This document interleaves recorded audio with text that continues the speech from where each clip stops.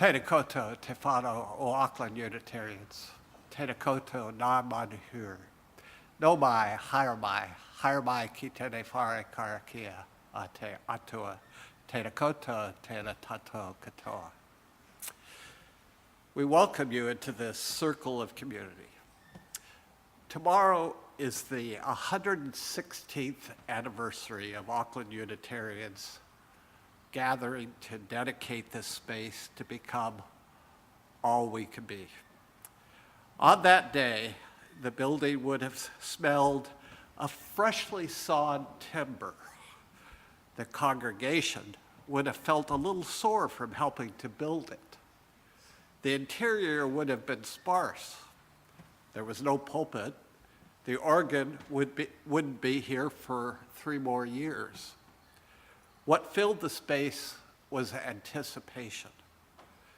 We've been living in anticipation ever since, waiting for the next sacred story to unfold and transform us.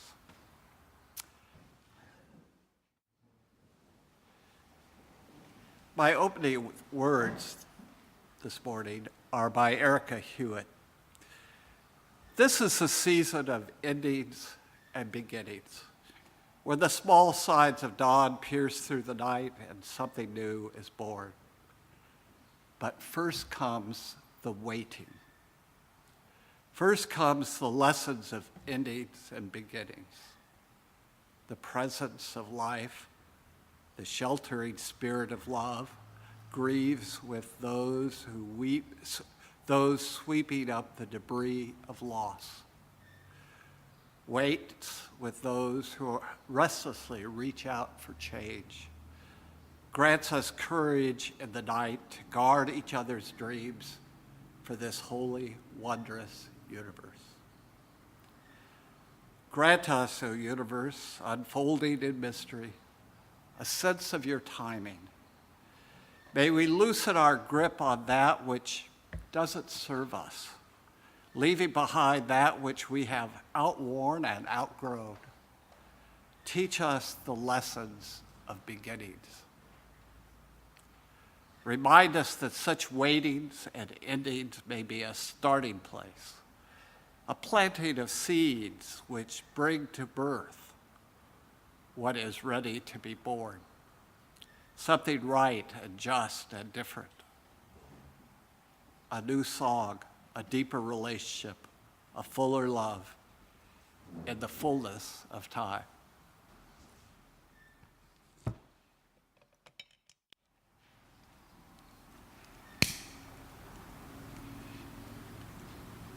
May we find peace inside ourselves. May we be peace for those around us. And may we renew our commitment to bring peace with justice to our community and the world. May we be peace.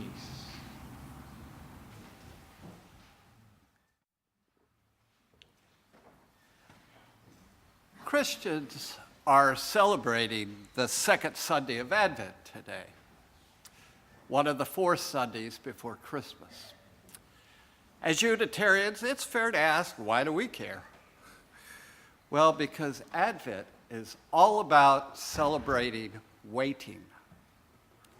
Christmas is easy to wait for, unless you're a child, because there is no question it will come, and we need those 4 Sundays of Advent to prepare for a sure thing. Even so, celebrating waiting just seems wrong. The waiting is a good thing. That waiting is a good thing is counterintuitive to our experience. One study suggests we spend about 12 years of our life waiting. It is such a common part of life. Many places have a waiting room. Doctors' offices are notorious for making us wait. This week, I spent 35 minutes after the appointed time at the hospital for a 5-minute appointment. That doesn't count the time spent waiting in traffic or at stoplights or looking for parking to get there on time. Dr. Seuss sums up how we feel about being in a waiting place. It's a most useless place for people just waiting for a train to go, or a bus to come, or a plane to go, or the mail to come, or the rain to go, or the phone to ring, or the snow to snow, or waiting around for a yes or no, or waiting for the hair to grow. Everyone is just waiting. We spend so much of our time doing it, we're all fairly good at common kinds of waiting. Out of necessity, we each have taught ourselves ways to wait. We could meditate, think about things we need to do. We could check our watch every few minutes, pace up and down, drum our fingers, brush off lint, curse. Since the arrival of the smartphone, we can complain on Facebook about having to wait while we do it. Probably one of the more fruitful things we can do while waiting is nothing. We Westerners have not been trained to do nothing. Idle hands, we are told, are the devil's workshop. There's that residual puritanical sense that time, like food or scraps of cloth, must not be wasted. Waste not, want not. And the assumption is that doing nothing is a waste of time. Time is almost always for us something which must be used or filled. We treat ourselves as if we were an extraordinarily expensive machine which must be kept in production virtually every moment in order to justify keeping it. From the point of view of some writers of funeral poetry, the best that can be said of someone is that she or he died while in the midst of productivity. They would have us go with a shovel plunging into the earth, fingers on the keys, foot on the pedal. Some ministers want to go directly from their pulpit oration to the great congregation in the sky. A final thump on the pulpit, and then quickly into the hands of God. For me, a product of my culture, I find doing nothing difficult. But ideally, when I go, let me be lying on some green and pleasant land, or on some desert mountaintop staring at the circling birds, doing nothing, from nothing to nothingness. Doing nothing while we wait is also difficult because we have learned to keep down the noise of the war within ourselves by the distraction of busyness. For some, it's not puritanical morality which keeps them busy, but the nameless fear which wells up within them when activity stops, when the noise is stilled, when that outer world becomes quiet and the terrors of the inner world begin to stir. We are strangers to ourselves, and we fear the stranger within who appears while we wait, who, while we are waiting, feels strange things, thinks peculiar thoughts, and remembers things we prefer to forget. Even waiting with others is no reprieve from ourselves. The waiting room becomes a court of judgment, and our fellow waiters are accusers. English novelist and dramatist R.F. Delderfield, using the simple set of a crowded waiting room, makes a point in his play to serve them all my days. In the anteroom to where the school board of trustees sat interviewing candidates for the position of headmaster, the hero, Powlett Jones, and his colleagues waited in absolute distraction and desperation, fidgeting, coughing, occasionally venturing an innate comment which fell like lead at their feet. The appointment is unavoidable. there is no exit. And there the hell of other people seen through our disguises as only strangers can, noting our bulging waistline, the spots on our ties, and worse, far worse, reading our traitorous faces, the secrets of our sins and infirmities. What a microcosm of the human condition of estrangement, where we sit not as companions, but each accused and judge of the other. To drop a magazine is an indiscretion to make the cheeks burn in chagrin. Whether or not to cross one's legs requires more forethought and consideration than whether to change one's occupation. The slightest distraction is relief. The ringing of the receptionist's telephone, the entrance of another examinee, even an unruly child to become the focus. Whatever lies beyond the door, a root canal or the nameless void, is welcomed as escape from the hell of waiting. All that has to do with two kinds of waiting. There are two kinds of waiting, though not unrelated. There is the waiting for the known event, waiting for the airplane, the bus, the doctor, waiting in traffic, waiting for St. Nick to visit. But there is another kind of waiting, which some have said is life itself, living as waiting. But waiting for what? That is the key question, the answer to which makes all the difference. Life, said Zorba the Greek, is what you do while you're waiting to die. Zorba confronts us with the reality most of us would prefer to ignore.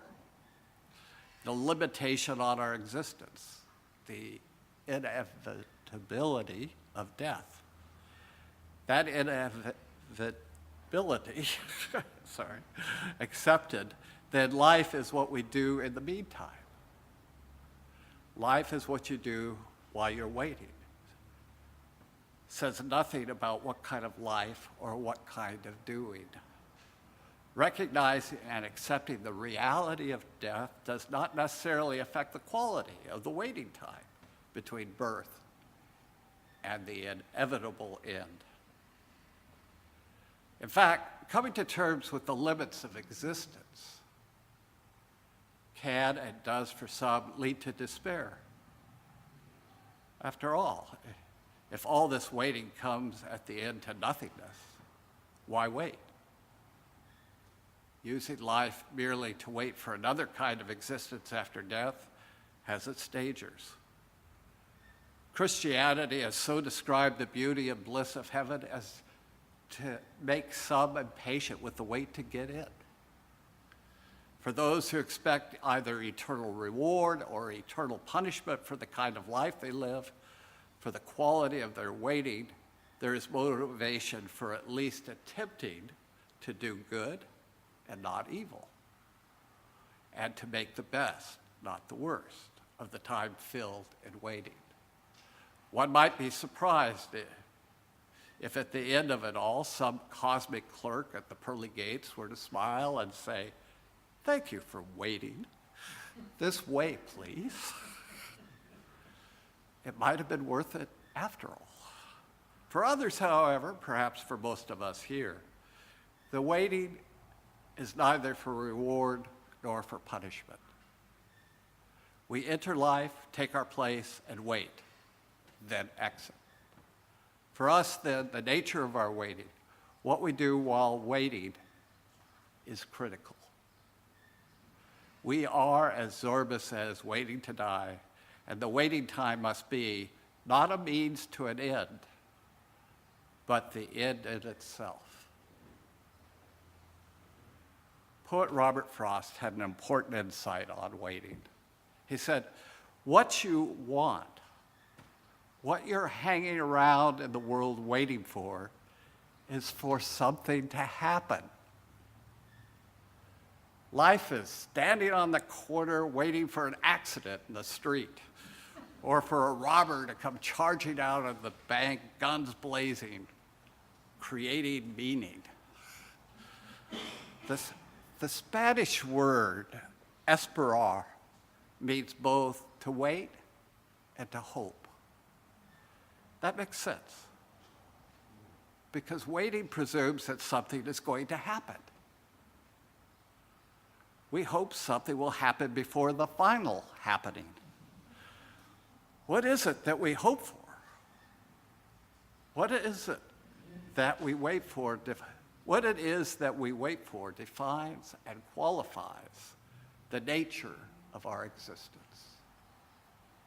This is a philosophical or theological problem which exists primarily for the middle class on up. Gail Shee in Pathfinder says, it might be said that anticipation is one of the truest measures of social class.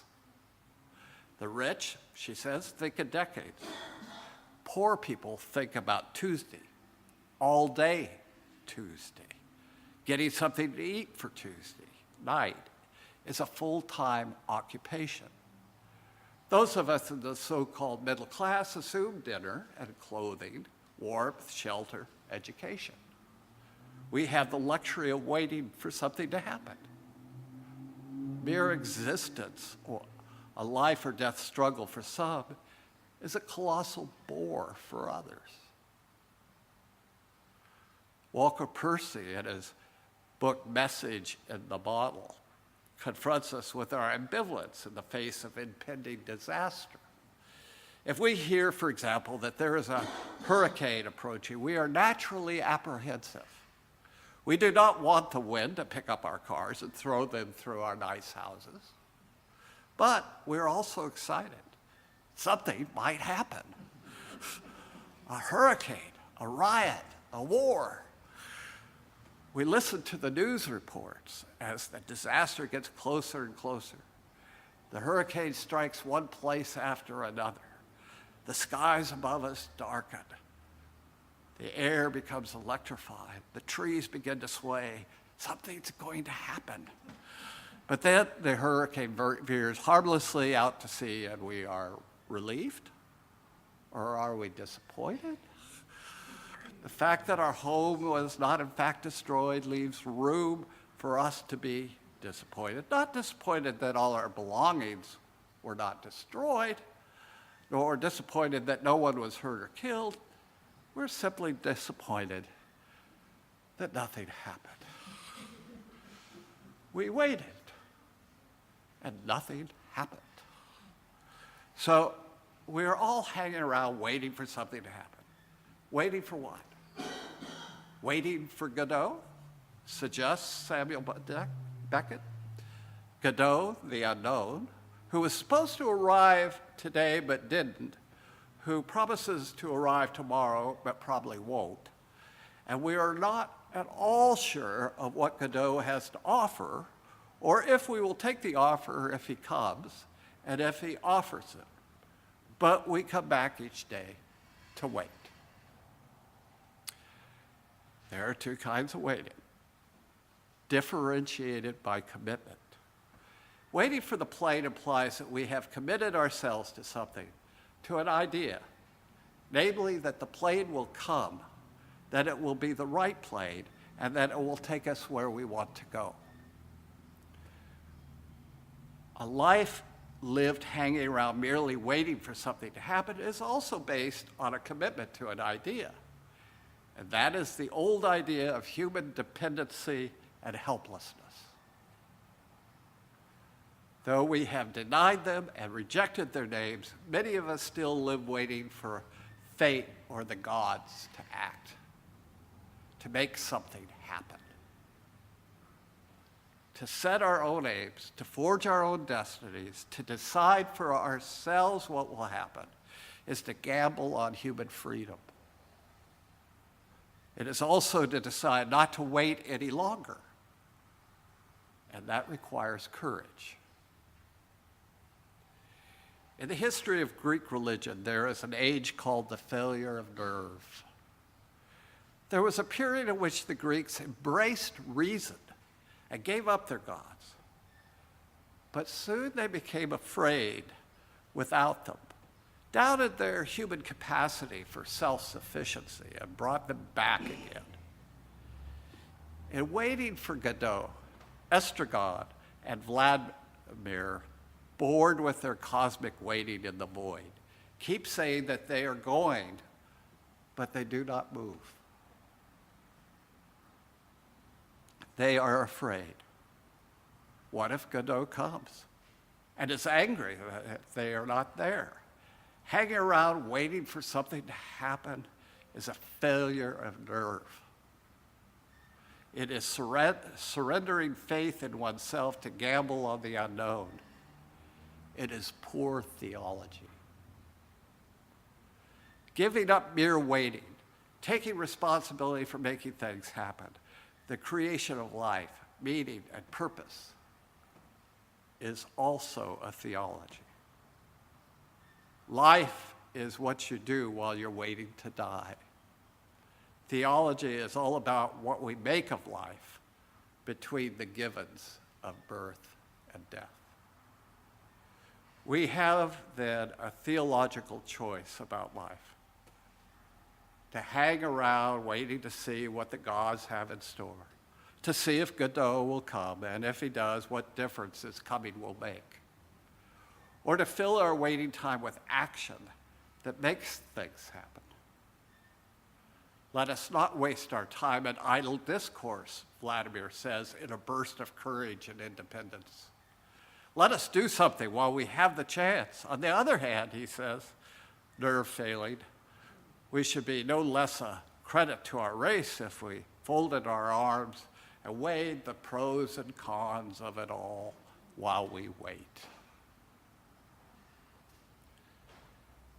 Advent is about celebrating waiting. It is a time to consider how we're going to wait and for what. I can't tell you what to choose,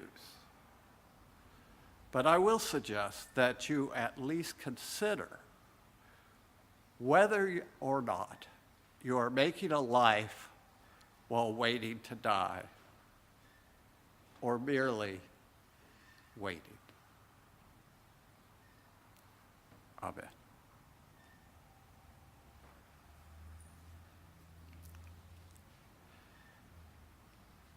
My meditation this morning is by Tess Baumberger.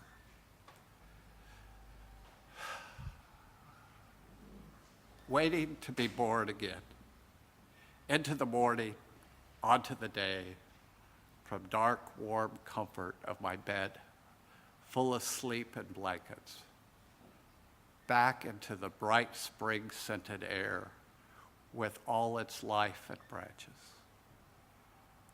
Waiting to be borne away into fresh vision on the clean spirit to a world of wordless resurrection, where life sits side by side with death, watching and rising and the falling of our many human breaths, the daily negotiations of the indefatigable sun, the pretty patterns of our slowly rotating stars, the childlike candor of the bright, unblinking planets, glancing at each other now and then with peaceful eyes.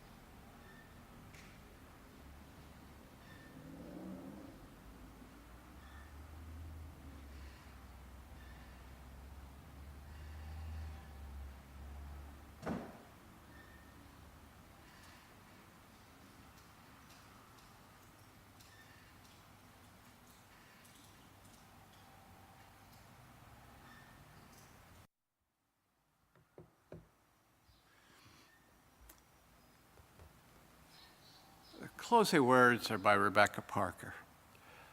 Your gifts, whatever you discover them to be, can be used to bless or curse the world. The mind's power, the strength of the hands, the reaches of the heart, the gifts of speaking, listening, imagining, seeing, waiting. Any of these can serve to feed the hungry, bind up the wounds, welcome the stranger, praise what is sacred, do the work of justice, or offer love. Any of these can draw down the prison door, hoard bread, abandon the poor, obscure what is holy, comply with injustice, or withhold love. You must answer this question. What will you do with your gifts? Choose to bless the world? The choice to bless the world is more than an act of will, a moving forward into the world with the intention to do good. It is an act of recognition, a confession of surprise, a grateful acknowledgement that in the midst of a broken world, unspeakable beauty, grace, and mystery abide. There is an embrace of kindness that encompasses all life, even yours. And while there is injustice, anesthetization, or evil, there moves a holy disturbance, a benevolent rage, a revolutionary love, protesting, urging, insisting, that which is sacred will not be defiled. Those who bless the world live their life as a gesture of thanks for this beauty and this rage. The choice to bless the world can take you into solitude, to search for the sources of power and grace, native wisdom, healing, and liberation. More, the choice will draw you into community, the endeavors shared, the heritage passed on, the companionship of struggle, the importance of keeping faith, the life of ritual and praise, the comfort of human friendship, the company of earth, the chorus of life welcoming you. None of us alone can save the world. Together, that is another possibility waiting.